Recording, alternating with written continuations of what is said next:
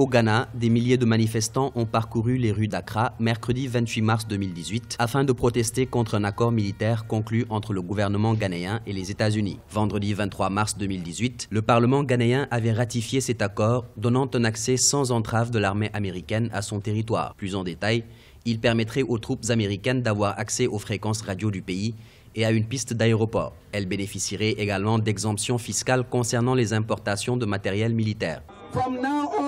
À partir de maintenant, jusqu'au moment où le président Nana Akufo-Addo se rendra compte que notre indépendance n'est pas à vendre, nous serons dans la rue jusqu'à ce que ce rêve se réalise.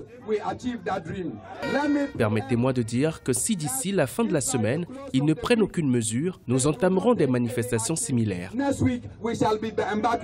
Les États-Unis ont investi pas moins de 20 millions de dollars dans la formation et l'équipement de l'armée ghanéenne. Mais selon l'administration américaine, il existe des limites de l'autorité accordée aux troupes américaines en vertu de l'accord. D'après l'ambassadeur américain à Accra, Robert Jackson, l'accord en question ne donne pas carte blanche aux États-Unis pour entrer et agir sans restriction au Ghana.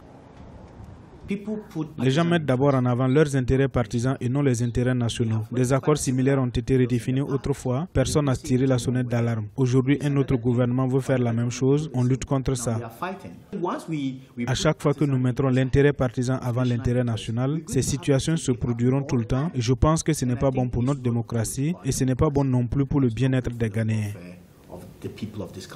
On dénombre environ 7200 Américains du département de la Défense, y compris des soldats présents en Afrique. Plus de la moitié de ces derniers sont au camp Le Monnier à Djibouti, le reste du personnel étant dispersé dans 32 autres endroits. En octobre 2017, 4 tireurs d'élite américains ont été tués au Niger aux côtés des troupes locales dans une embuscade islamiste.